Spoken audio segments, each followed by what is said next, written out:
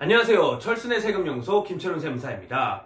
이번 영상에서는요, 해외 금융계좌 신고 제도에 대해서 알아보도록 하겠습니다. 제가 이렇게 혼자 촬영을 하는 이유는요, 늘 옆에 계시던 조남철 세무사님도 그렇고 저도 그렇고요. 우리 세무사는 가장 큰 산 두 가지가 있어요. 3월달에 법인세 신고, 5월달에 종소세 신고, 그리고 지금 6월달에는요 성실 신고 사업자들 신고가 있기 때문에 너무 바빠가지고 각자의 공간에서 촬영을 해서 올리기로 하였습니다. 그래서 이번 영상에서는요, 저 혼자 해외 금융계좌 신고 제도에 대해서 설명을 드리도록 하겠습니다. 거주자, 우리나라 거주자나 내국 법인이 좀 더 이해하기 쉽게끔은 말씀드리면요, 우리나라 국민이라고 생각을 하시면 좀 더 이해하시기가 쉬울 거예요. 우리나라 국민이나 기업이 해외 은행, 해외 보험회사 이런 곳에 계좌를 가지고 있어요. 근데 그 계좌에 있는 금액이 다 더해봤더니 어느 하루라도 5억을 넘어가면은 그러면 꼭 세금 신고를 해야 된다는 얘기예요.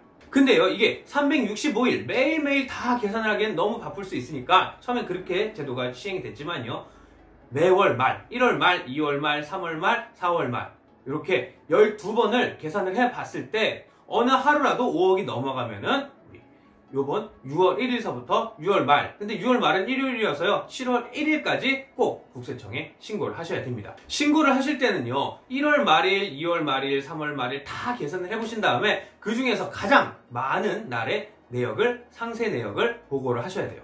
해외 금융계좌라는 거는요, 해외 금융회사, 은행이나 보험사 이런 데다가 가지고 있는 계좌고요. 뭐 현금도 될 수 있고요, 예금도 될 수 있고요, 채권도 될 수 있고요, 그리고 뭐 우리 펀드라고 하는 장기집합투자증권 뭐 이런 것도 가능하고요, 보험 상품 이런 것들도 다 포함이 됩니다. 이걸 다 더해서 5억이 넘으면 신고를 하셔야 돼요. 이게요, 작년까지는요 10억을 넘는 부분에 대해서 그러한 사람들만 신고를 해야 돼서 1,300명 정도 가까이를 신고를 했는데요, 올해부터는 10억이 낮아져서 5억 이상을 가지고 있으신 분들이라면, 5억 이상을 가지고 있는 회사라면은 신고를 해야 되기 때문에 그 2배, 1,300명의 2배인 2,600명을 더 넘어갈 거라고 생각이 됩니다. 작년까지 신고하시는 분들도 많았는데요, 신고를 안 해가지고 과태료를 맞은 금액이 1,000억 가까이가 됩니다. 우리 이 신고는요, 잔액이 변동 없이 10억, 10억, 10억, 10억을 계속 갖고 있으면 매년 신고를 하셔야 돼요. 그럼 나 신고 안 하면은 나라에서 어떻게 할까? 나 신고 안 할래? 이러시는 분들 계시죠?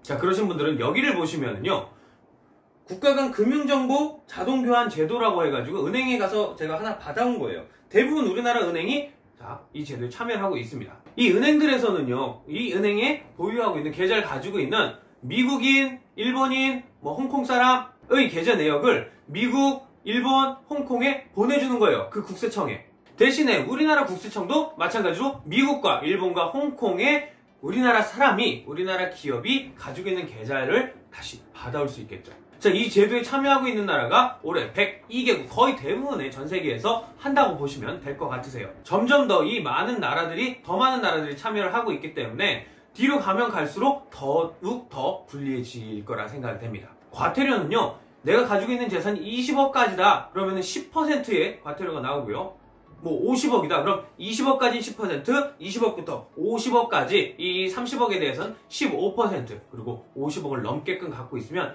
20%라는 막대한 과태료가 나오게 되는데요, 더 무서운 거는요, 내가 한 3년 4년 신고를 안 하고 있다가 요번에 걸렸어요. 그럼 그 3년 4년 매년마다 내가 가지고 있는 보유 재산에 대해서 방금 말씀드린 과태료를 곱해서 매년 나오기 때문에 어마어마한 과태료가 나올 수 있습니다. 그렇기 때문에 지금까지 신고를 안 하신 분이 계신다면은 꼭 신고를 하셔야 되고요. 또 한 가지는요, 내가 가지고 있는 걸 내 주변 사람들이 알아요. 그리고 내가 신고를 안 하고 있다는 걸 알아요. 만약 그 사람이 나를 신고를 하면은 그 사람은 포상금을 맥시멈 20억까지 받을 수 있기 때문에 더더군다나 걸리기가 쉬워질 거예요. 그래서 5억 이상 우리 재산을 해외에 가지고 계신 분들이라면 이번에 꼭 신고를 하시길 바라겠습니다. 이번 영상에서는요, 해외 금융계좌 신고 제도에 대해서 알아봤습니다. 다음에는 조금 더 좋은 내용을 가지고 찾아뵙겠습니다. 이상 철순의 세금연구소였습니다. 감사합니다.